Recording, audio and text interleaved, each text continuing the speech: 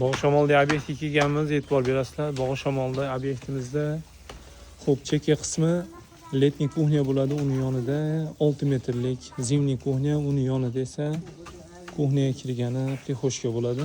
E'tibor beringlar, sizlarga ba'zi bir nimaga qiziqadigan, asosan dehqonchilikka qiziqadigan aka-ukalarga tegishli bu gap. Bu yerimizda nok bor edi, mevalari ham bor edi. Mevalarini uje Ravshan akam jastalab bo'libdi, mana e'tibor berasizlar. Xullas shu mevalarda shunday taya bilan yo'mirib turib, birga ko'chiradigan kichikroq mashina olib kelish kerak. Sababi bu noklarda bilasizlar 10 yil, 15 yil vaqt ketadi.